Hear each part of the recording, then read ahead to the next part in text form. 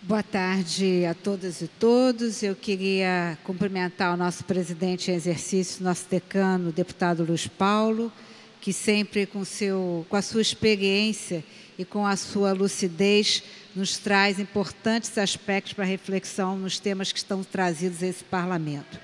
Eu quero iniciar minha fala lembrando que na data de ontem a Polícia Civil completou 209 anos de existência. A Polícia Civil do Estado do Rio de Janeiro é a mais antiga Polícia Civil do Brasil, que foi instituída com a chegada de Dom João VI ao Brasil. Ao longo desses anos todos, nós percebemos profundas transformações na tarefa da Polícia Judiciária. E não há como pensar num Estado democrático de direito sem pensar no papel da Polícia Civil, no exercício da cidadania, na garantia dos direitos e na eficiência das suas ações, de modo que todos aqueles que praticaram o delito possam ser identificados, contra eles possa haver prova cabal e que eles possam ser apresentados ao Poder Judiciário para julgamento. No dia 13 de maio, nós estaremos comemorando o aniversário da Polícia Militar. Também quero, nesse momento, apresentar os meus cumprimentos aos valorosos policiais militares, que são os responsáveis pelo policiamento preventivo, são os responsáveis por evitar a prática do delito, e eu não tenho dúvida que teremos dos policiais militares, ao final de cada dia, um exemplo de competência e coragem. Quero, ainda que de forma muito rápida, agradecer aqui ao plenário dessa Casa pela aprovação da indicação legislativa oriunda da audiência pública que foi realizada pela Comissão de Segurança Pública e pela Comissão de Economia, que no que trata a questão do roubo e furto de carga. Lembrando que no próximo dia 17, às 9 horas da manhã, os integrantes dessas duas comissões, uma presidida por mim e outra presidida pelo deputado Valdec Carneiro, estarão numa reunião com o ministro da Justiça, onde irão levar alguns questionamentos, seja a questão dos projetos de lei em tramitação no Congresso Nacional, que tem como finalidade a majoração da pena, como, por exemplo, as questões de receptação e receptação qualificada, seja a efetiva participação da Polícia Rodoviária Federal, a efetiva participação da Polícia Federal, já que, nos casos de roubo de carga proveniente dos Correios, essa apuração é da Polícia Federal e não da Polícia Civil. E nós já ouvimos aqui o quanto é o impactante o número de roubo e furto de carga ocorrido no Estado do Rio de Janeiro, que leva o Estado do Rio de Janeiro a ser responsável por 49% dos roubos registrados em todo o território nacional. Então, não tenho dúvida que essa audiência pública, que resultou em 14 providências, não tenho dúvida que os deputados dessa Casa irão, sim, oferecer sua contribuição, irão, sim, diante do ministro da Justiça, fazer as ponderações necessárias para que, efetivamente, o governo federal participe desse angustiante problema de violência que neste momento atinge o Estado do Rio de Janeiro. Mas não queria, deputado Luiz Paulo, encerrar a nossa semana sem aqui antes me manifestar sobre a audiência de ontem, seja no Colégio de Líderes ou ao grande debate trazido a esta Casa na data de ontem, quando nós decidimos aqui a questão da antecipação da receita como uma forma de enfrentar a grave crise financeira que passa o Estado do Rio de Janeiro, denominada pelo próprio governo como uma calamidade, e através desse título o governo vem buscando o apoio do governo federal. Me preocupa muito o silêncio do governo federal diante da angustiante situação por que passa o Estado do Rio de Janeiro. O Estado do Rio de Janeiro, na figura do governador, pelo menos esteve no Congresso Nacional, pelo menos esteve em Brasília mais de 15 vezes em busca do tão importante falado apoio do governo federal. E, até o presente momento, parece que o governo federal está adormecido aos anseios do Estado do Rio de Janeiro, o que me permite dizer que há uma decisão deliberada do governo federal em permitir que essa dificuldade que se encontra o Estado do Rio de Janeiro seja a grande demonstração do governo federal do seu denominado projeto de austeridade. Acho que não é à toa que não há por parte do governo federal um imediato auxílio ao Estado do Rio de Janeiro. Acho que essa demora é parte de um projeto para que o governo federal queira dizer para os outros estados: é preciso que façam o dever de casa, senão estarão todos da mesma forma que o Estado do Rio de Janeiro, e nós, sem dúvida nenhuma, queremos lamentar, porque não me parece que possamos pensar num Brasil sem o Estado do Rio de Janeiro de forma pujante, sem o Estado do Rio de Janeiro, que é a porta de entrada desse país, que é a capital cultural desse país,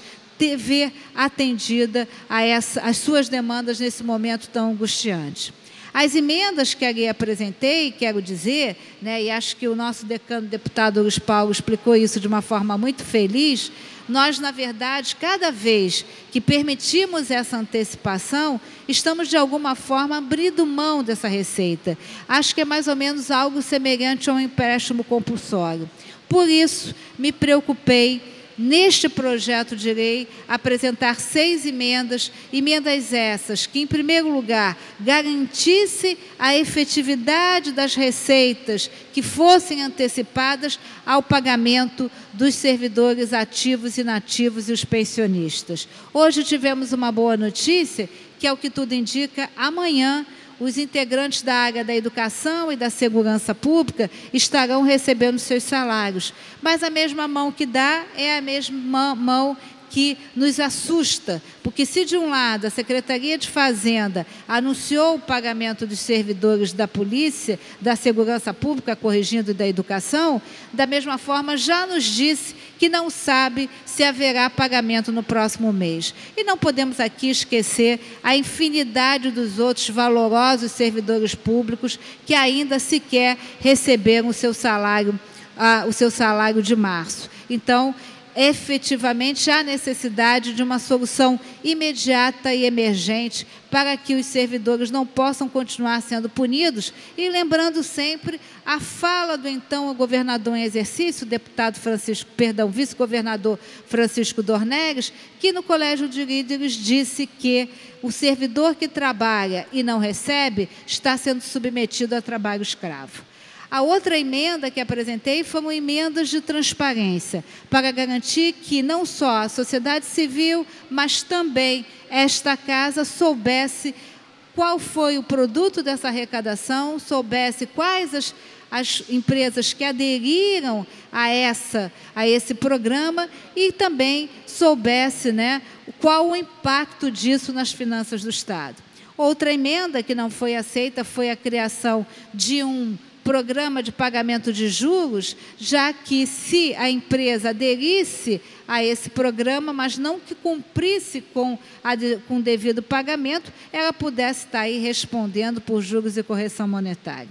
Outra questão que me preocupou e que foi objeto de minha intervenção no Colégio de Líderes foi encontrar uma emenda que permitia a retroatividade desse programa ao mês de agosto de 2016. É bom lembrar que o FEF foi aprovado nesta casa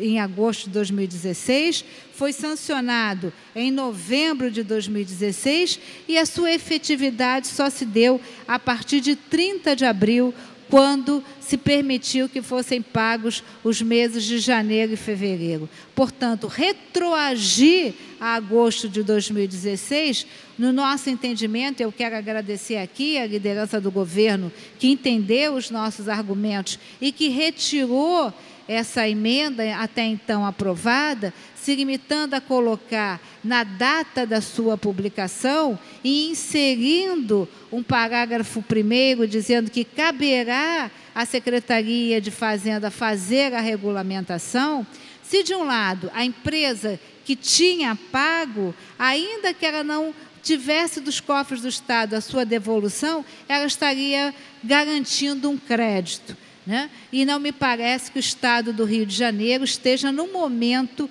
adequado para abrir mão de receita. E eu não posso crer, deputado Luiz Paulo, que a Secretaria de Fazenda, diante da calamidade que se encontra o Estado do Rio de Janeiro, possa abrir mão de crédito e não tenha outra medida a adotar, a não ser aquela de garantir o recolhimento durante esse período, esse ato de tempo entre a data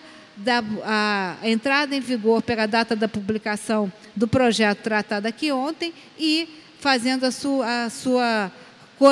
correlação com o FEF. E, para terminar, eu vejo com muita preocupação as notícias trazidas pelos jornais de hoje. Se de um lado, todos nós saímos daqui hoje um pouco aliviados, entendendo que o projeto já passou pelo Congresso Nacional, pela Câmara dos Deputados, e será apresentado em caráter emergencial no Senado Federal, mas me angustia essa insistência do governo do Estado de reeditar o pacote de maldades. É bom lembrar que no projeto aprovado na Câmara dos Deputados não há nenhuma obrigatoriedade da majoração da alíquota de 11% para 14%. Portanto, recebo com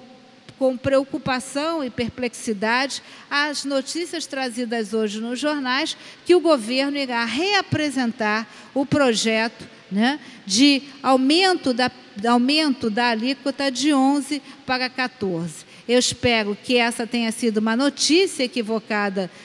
dos meios de comunicação, lembrando aqui o compromisso que essa casa manteve de só colocar em pauta, se fosse o caso, da exigência da